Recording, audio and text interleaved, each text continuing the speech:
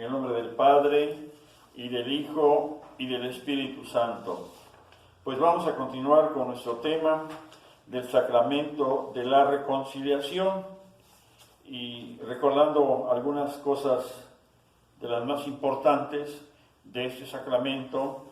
Es que este, como todos los demás sacramentos, son actos salvadores instituidos por nuestro Señor Jesucristo. La cita bíblica que avala esto se encuentra, y ya se los había dicho, en el Evangelio de San Juan, capítulo 20, de los versos 22 al 23, desde el 21, ahí lo podemos encontrar. Pues decíamos que este sacramento es el encuentro de la miseria del hombre con el infinito amor de Dios, ¿no? Por eso les explicaba yo el significado de la palabra misericordia. La palabra misericordia se compone de dos vocablos. Uno de ellos, el primero, es la miseria del hombre y el corazón de Dios, ¿sí? Y les decía también, les ponía algunos ejemplos, ¿verdad? Resumiendo, de recuerdo que había un místico que decía que para él la misericordia de Dios es perdonar a alguien que no lo merece. Dios nos perdona cuando nosotros no lo merecemos. Y hay muchas cosas que Dios nos da y no lo merecemos, pero bueno, eso ya sería otro tema. Ahora, ¿cuál es la forma? La forma del sacramento de la penitencia son las palabras de la absolución que el sacerdote pronuncia luego de la confesión de los pecados y después de haber impuesto la penitencia, ¿sí? Y ojalá eso no lo aprendamos. Confesamos nuestros pecados con sinceridad, con toda la verdad, ¿sí? Haciendo un gran esfuerzo, ¿verdad?, por acordarnos de todos estos pecados, trayéndolos a nuestra mente, a nuestro corazón, habiendo un arrepentimiento pleno, total, una contrición por esos pecados que nosotros cometimos y que detestamos, que ya no los queremos volver a hacer. Porque si no, les decía, pues pierde su verdadero significado la confesión y no nos hacemos acreedores a lo que ahorita les voy a explicar. ¿Cuáles son las palabras de la absolución que nos da el sacerdote? El sacerdote nos dice: yo te absuelvo de tus pecados en el nombre del Padre, del Hijo y del Espíritu Santo. Ahora, ¿cuáles son los efectos de este sacramento? Bueno, el primero es que la penitencia infunde en el alma la gracia santificante. O sea, este sacramento nos reintegra, ¿sí? Nos reintegra la gracia santificante que nosotros recibimos en el bautismo o bien en un momento dado, en una confesión anterior, ¿verdad? Se nos reintegra nuevamente esa gracia santificante. ¿Qué es la gracia santificante? Bueno, la gracia santificante es la vida de Dios, es estar en amistad con Dios, es estar en ese parentesco genuino. Porque no se nos olvide, ¿verdad?, que nosotros somos hijos de Dios desde el bautismo y que desgraciadamente por el pecado, ¿verdad?, perdemos ese parentesco, perdemos esa relación, esa vinculación. Ojalá y lo entendamos, ¿verdad? Esa vinculación que tenemos los seres humanos con Dios, que, como les dijera, ¿verdad?, cuando nosotros necesitamos, deseamos algo, como que las cosas se nos dan en automático. No sé si alguna vez lo hayan ustedes experimentado, pero esa es la vinculación. Pero esa vinculación, ¿verdad?, ese parentesco, lo perdemos por el pecado. ¿Qué es lo que hace? A veces esto me lo han preguntado. ¿Qué es lo que hace que el hombre o la mujer no puedan dejar de pecar? ¿Sí? Por ejemplo, la infidelidad, el alcoholismo, la soberbia, la pereza, pues todos los pecados que conocemos, ¿no? A veces hay personas que quieren dejar, pues ya eso, dejarlo ya, ¿no?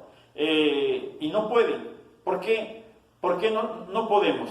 Bueno, en primer lugar, porque en nosotros hay una huella, una herida que dejó el pecado original y que teológicamente se le llama concupiscencia, y que no es otra cosa más que una tendencia innata que tiene el ser humano a pecar. Son esos deseos insanos, esos deseos que no son gratos a Dios y que muchas veces, ¿verdad?, pues son un exceso, ¿no?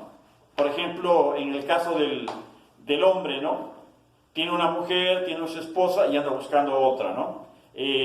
O el que tiene dinero, digamos, tiene un coche y piensa en comprarse otro coche, ¿no? Y a veces no de manera lícita. Esa es la insatisfacción del ser humano. Y la insatisfacción del ser humano, ¿cómo se llena? ¿Cómo se satisface? Pues con la gracia de Dios. Es la vida de Dios, la gracia de Dios, la santidad de Dios. Es lo único que va a saciarnos. ¿Por qué? Porque esos deseos insanos, porque esos deseos que decíamos están de alguna manera propiciados por la concupiscencia, ¿verdad? Están guardados, o esa herida de la que les hablaba, la llevamos en el alma. Entonces nuestra alma está insatisfecha. Y si nosotros no la saciamos con la gracia de Dios, pues vamos a ser infelices definitivamente, ¿no? El segundo efecto nos habla de que al perdonarse estos pecados, ¿verdad?, pues también se nos perdona la pena eterna y la pena temporal. Puede ser todo o en parte. Al infundirse la gracia, desaparece el pecado mortal. A ver si lo entendemos, ¿no? Nosotros estamos en gracia de Dios. Después del bautismo estamos en gracia de Dios. Pero no nos cuidamos, no hacemos oración, no adoramos a Dios, no comulgamos, no nos preparamos, no hacemos las cosas bien y nos dejamos llevar por el pecado. Y entonces, ¿qué pasa? Llega el pecado, ¿verdad? Toca la puerta, nosotros le abrimos, ¿verdad? Por ahí decía una santa que la loca de la mente le da entrada a esa inclinación al pecado, ¿verdad? Todos pues, tenemos malos pensamientos. El problema no es sentir eso, sino decía esta santa, Santa Teresita de Lisieux, decía ella, que no es el error no es en sentir eso, sino en consentirlo, en aceptarlo, en darle cabida a eso, ¿no? Y eso hace, ¿verdad?, que entonces nosotros caigamos en el pecado. Y en el momento en que nosotros le damos entrada al pecado, en el momento en que nosotros lo aceptamos, y más aún, si lo hacemos, lo ejecutamos, lo realizamos, entonces, ¿qué pasa con la gracia? La gracia escapa, la gracia se nos quita, la gracia se nos quita, así, ojalá lo entendamos, se nos quita. No puede haber esas dos grandes, pues esa gran vida de Dios en nosotros, cuando en el alma de nosotros estamos consintiendo al pecado. Ojalá y me explique. El tercer punto nos habla de que restituye las virtudes y los méritos. Fíjense, a veces no sé si ustedes se han dado cuenta, pero cuando nosotros nos acercamos a Dios, empezamos a llevar una vida más congruente con nuestra fe, entonces nuestra oración, por poner un ejemplo, nuestra oración como que se nos hace más amena, como que nos da gusto, satisfacción y hasta placer a hacer la oración. ¿Por qué? Porque nos encontramos con esa gracia santificante que les decía yo, esa vida de Dios. Pero en el momento, ¿verdad?, en que nosotros perdemos eso, pues nuevamente desaparece eso. Por eso hay muchas gentes que de repente van un año a misa, todos los días van a misa, o todos los días hacen el rosario, pero de repente se descuidan, ¿sí?, le dan entrada al pecado, ¿y qué pasa? Pierden esa virtud. Porque orar, adorar a Dios, es una virtud que empieza a nacer en nosotros y que Dios nos va dando, en la medida en que nosotros nos entregamos, en la medida en que nosotros nos volcamos a Dios. Pero en el momento en que nosotros le damos entrada al pecado, se pierde esto. Pero bueno, con la confesión se nos restituyen esas virtudes, y inclusive los méritos que hayamos podido alcanzar. Fíjense nada más qué hermoso, ¿no? Cuánta justicia en Dios de veras, ¿no? O sea, si yo hice obras buenas, cosas buenas, ¿sí?, estando en gracia de Dios, esos son méritos, son los méritos de los que habla aquí el tema, ¿no? ¿Sí? Pero esos méritos yo los puedo perder por el pecado, ¿sí? Pierdo esos méritos.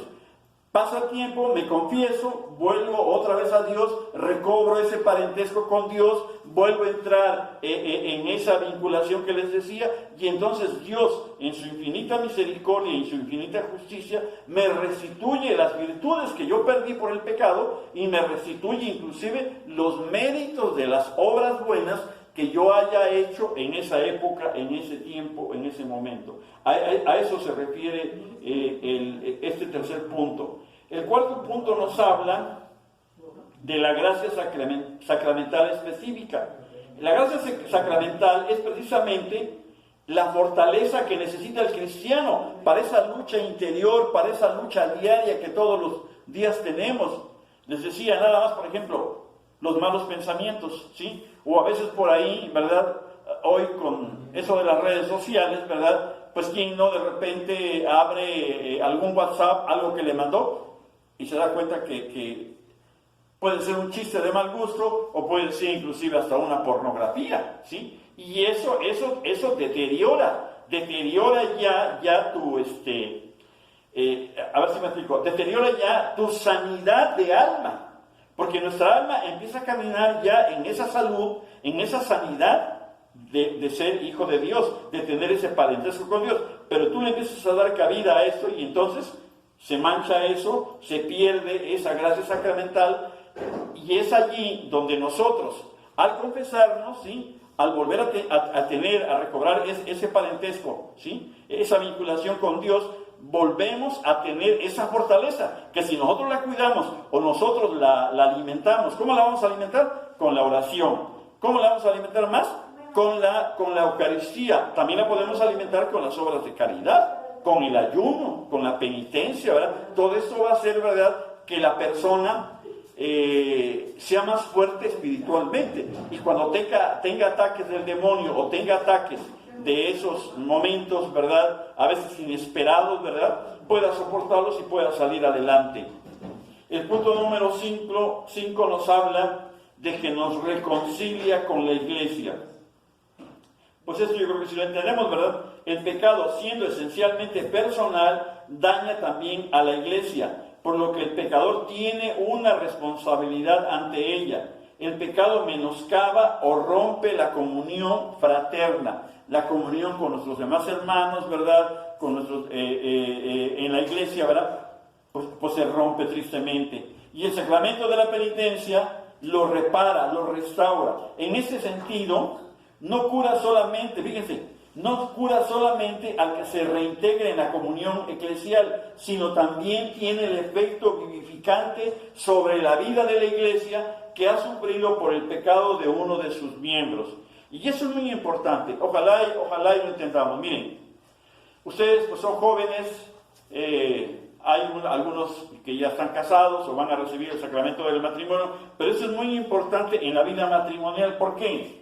Porque cuando, por ejemplo, el jefe de familia, el papá, se encuentra en pecado, ¿verdad?, pues, de verdad, discúlpenme la expresión, pero hace un desbarajuste porque se pierde toda esa armonía, se pierde toda esa afinidad del parentesco de Dios para con su esposa y para con la prole, para con los hijos. Por eso es muy importante esa reconciliación, porque cuando nosotros, por ejemplo, y esto lo decía el cura de Ars, decía él que cuando nosotros en matrimonio y en santidad, ¿verdad?, casados por la iglesia y en santidad, procreamos, esos hijos son una excelencia, definitivamente. ¿Por qué? Porque están consagrados a Dios. El matrimonio es una consagración, somos consagrados a Dios, pero viviendo en parentesco, en esa amistad con Dios. Si nosotros, hasta nuestro trabajo, ¿verdad?, nos damos cuenta cómo las cosas no salen bien, no nos preocupamos que nos vamos a quedar sin trabajo, no nos preocupamos que nos vamos a enfermar, cosas de estas, ¿verdad?, porque es muy hermoso. Dios va teniendo un cuidado hermosísimo. Imagínense, estamos en parentesco con Dios, somos hijos de Dios, vivimos bajo la protección de Dios. ¿Quién es el que da la salud? ¿Quién es el que da el trabajo? ¿Quién es el que da el bienestar? ¿Quién es el que da la felicidad? Pues Dios. Pero para esto tenemos que estar en esa vinculación, en esa amistad, en ese parentesco con Dios, porque si no todo esto no es que Él nos lo niegue, pero se nos va a hacer más difícil, ¿verdad?, hacerlo llegar a nosotros y a nuestra familia. Y por eso, pues a veces tenemos muchas sorpresas por ahí, de verdad, de cosas que nos van sucediendo en el caminar de la vida. Necesidad de la confesión. ¿Para quiénes? Para los que han caído en pecado mortal después del bautismo es una necesidad prioritaria. Yo les digo que prefiero estar en gracia de Dios, ¿sí? O sea, no perderme la gracia de Dios, ¿verdad?, que quedarme sin dinero, porque el dinero como quiera, cualquiera me lo puede prestar o lo puedo conseguir, pero la gracia de Dios solamente la voy a conseguir, ¿sí?, si yo tengo ese deseo, ¿verdad?, y todo lo que deseamos, ¿verdad?, hasta llegar a la confesión. Pero imagínense, si en ese momento te sorprende la muerte, ¿cómo mueres? Mueres en pecado mortal. Y no me digas que te vas a ir al cielo. No. Y no es que yo quiera condenar a alguien, pero esa es la verdad. Esa es la verdad. Y el ejemplo más claro lo tenemos, ¿verdad?, en el Calvario, ¿no? Cuando nuestro Señor Jesucristo, ¿verdad?, ya estaba crucificado, había pues dos personajes, ¿verdad?, uno a su izquierda y otro a su derecha. Y el de la izquierda lo increpaba, lo ofendía, ¿verdad?, y lo insultaba, ¿no? ¿Sí? ¿Por qué? Porque estaba en pecado, simple y sencillamente, había perdido ese parentesco con Dios. Entonces, ¿qué era lo único que podía hacer? Blasfemar, insultar al Hijo de Dios. Y el que estaba a la derecha también era pecador, y a lo mejor igual que el otro, pero en él había ese deseo, ¿sí? ¿De qué? Ese deseo de ser algo mejor, de abandonar todo eso. O sea, había ese deseo de tener ese parentesco con Dios, y por eso en ese momento, ¿verdad?, él recibe la gracia de Dios, la gracia de nuestro Señor Jesucristo, que estaba ahí al pie de él, ¿verdad? ¿Y qué dice? Señor, cuando llegues a tu reino, acuérdate de mí. ¿Y qué le dice el Señor Jesús? Hoy mismo estarás conmigo en el paraíso. Esa es la confesión. Confesamos nuestros pecados, Dios nos perdona por su infinita misericordia. Y si en ese momento nosotros morimos, hicimos una buena confesión, hoy estamos en el paraíso con nuestro Señor Jesucristo. Pero imagínate, si tú mueres en pecado, ¿a dónde vas a estar? Pero pues eso ya se queda para discernimiento de cada uno de ustedes. Ahora, ¿quién es el ministro del sacramento? La Iglesia enseña que la potestad de perdonar los pecados es propia de Dios, ¿sí? ¿Quién puede perdonar los pecados? Solamente Dios. Pero fue entregada por Cristo a los apóstoles, sus legítimos sucesores en el sacerdocio, de tal manera que sin la intervención de los sacerdotes no es posible obtener el perdón de este sacramento, ¿verdad?, que es el de la penitencia. Y les decía que si tienen alguna duda, pues chequen Evangelio de San Juan, capítulo 20, versos 22, 23, donde van a darse cuenta que es una orden de nuestro Señor Jesucristo, ¿sí? Él les dice, a quienes ustedes les perdonen sus pecados, les queden perdonados. Y a quienes no se los perdonen, pues casi les da a entender que mueran con sus pecados. Esto de veras, qué trabajo nos cuesta aceptarlo. Y hay mucha gente que está leyendo la Escritura, se le está diciendo y no la acepta. Pero bueno, ya cuando lleguen allá se van a dar cuenta, se van a llevar una grave sorpresa, que tan fácil hubiera sido que se les perdonasen sus pecados, pero solamente por su soberbia, solamente por su autosuficiencia, no tuvieron la delicadeza, la diligencia de arrodillarse, de humillarse ante Dios y pedir perdón. Dice, solo el sacerdote es ministro del sacramento de la penitencia. Cristo prometió solo a los apóstoles el poder de perdonar los pecados. Y también se encuentra en el Evangelio de Mateo, capítulo 18, verso 18. ¿Cuáles son las condiciones que debemos de tener para hacer una buena confesión? Ya decíamos, el examen de conciencia. Primero debo de recordar, debo de reconocer mis pecados, que esto pues es una tarea, ¿no? Es una tarea de hacer un examen de conciencia y que ustedes ya lo pueden ir haciendo para que el día que se confiesen, que esperamos en Dios sea muy pronto, pues ya estén preparados para esto. Y el sujeto realiza acerca de un examen de conciencia acerca de los pecados que cometió desde la última confesión que hizo bien hecha, ¿verdad?, hasta ese momento en que él se acerca al trono de la misericordia. Dice, para que el examen de conciencia esté bien hecho, se ha de inquirir sobre el cumplimiento de los mandamientos de la ley de Dios y de la iglesia. ¿Por qué nos ponen esto? Porque muchas veces hay quienes se preguntan, bueno, pues si yo no pequé, pero si no vas a misa los domingos, si no santificas las fiestas, no besas a tus papás, eres infiel, entonces, tú no me digas que no tienes pecados. Toma los 10 mandamientos, ¿verdad?, de Dios, de la ley de Dios, y ahí te vas a reflejar, te vas a dar cuenta dónde están tus pecados. Y si quieres ir un poquito más allá, ¿verdad?, que lo debes de hacer, ¿sí?, toma los mandamientos de la iglesia y los 7 pecados capitales, que pues todos conocemos, y que ya en otro momento vamos a hablar de ellos. Creo que ya los vimos, ya no me acuerdo la verdad, ¿sí? Dice, sobre las obligaciones del propio estado de la persona. Soy hijo, como he pecado con mis padres. Soy padre, he sido un buen padre.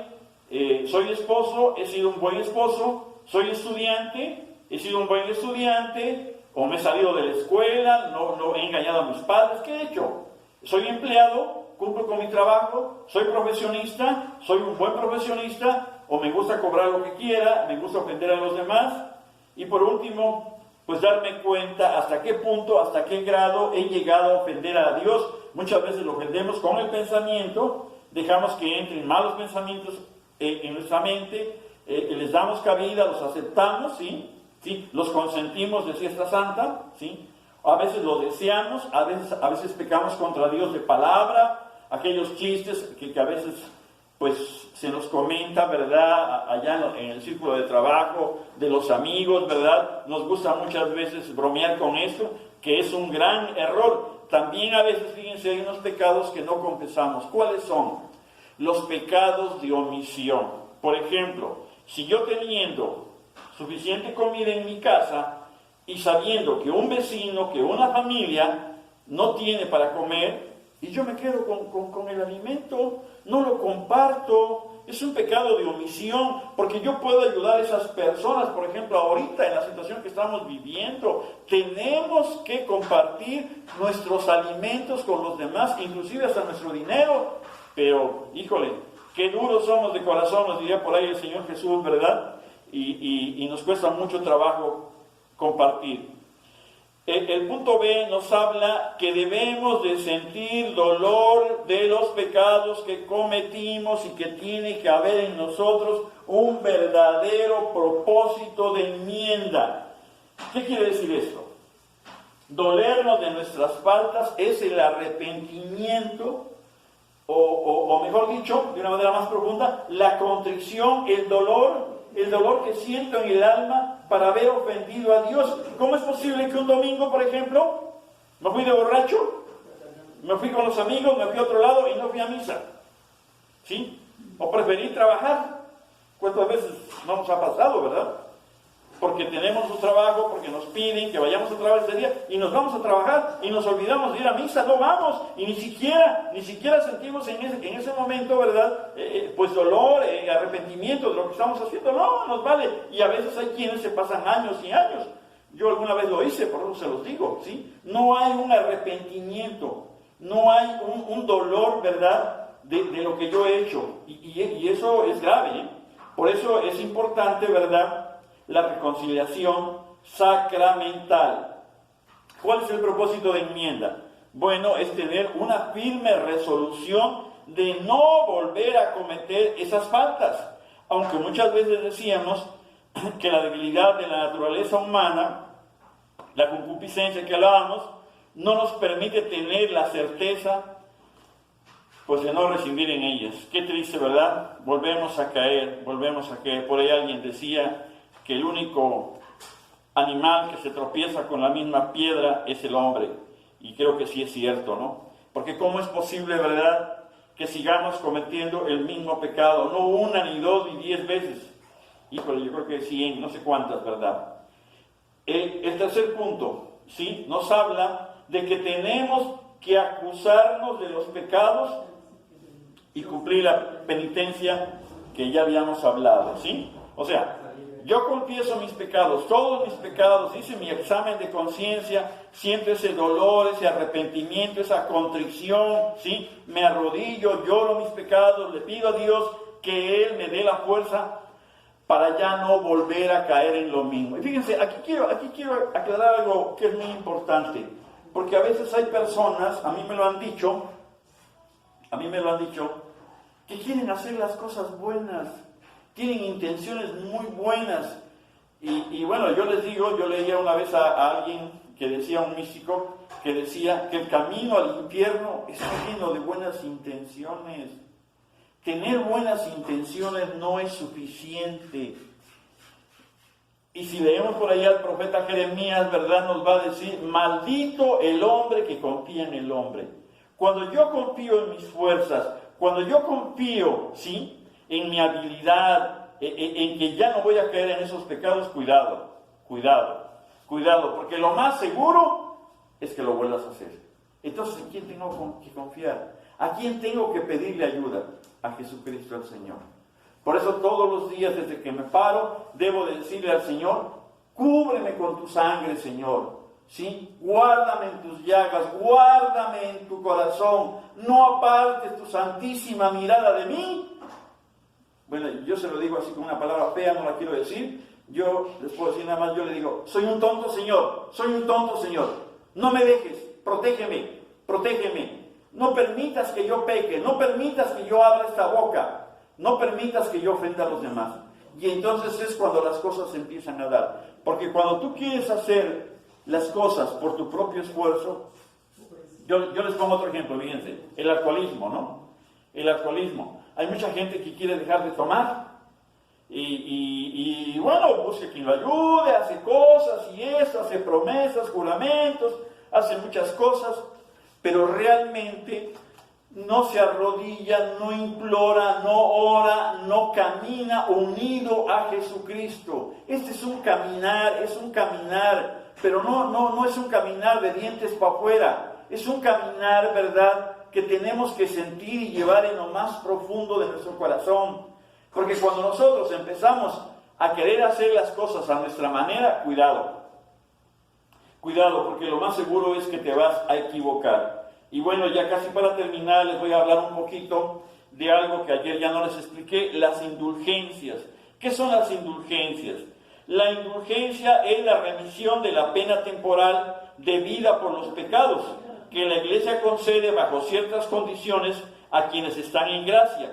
Ayer les explicaba, les ponía el ejemplo de una persona que mata, que roba, ¿verdad? Es atrapada de la policía, ¿verdad? Y se le pone una pena, una condena. Bueno, aquí se nos explica, ¿verdad?, cómo me voy a hacer yo acreedor a esa indulgencia para que se me perdonen esas penas, ¿sí? Y el día que muera, pues a lo mejor pase por ese lugar de purificación, pero ya no sea mucho tiempo, ¿sí? Sea al menos posible. Y para esto voy a aprovechar, ¿verdad?, aquellas indulgencias que la doctrina de la Iglesia, pues, nos da en determinados momentos, ¿no?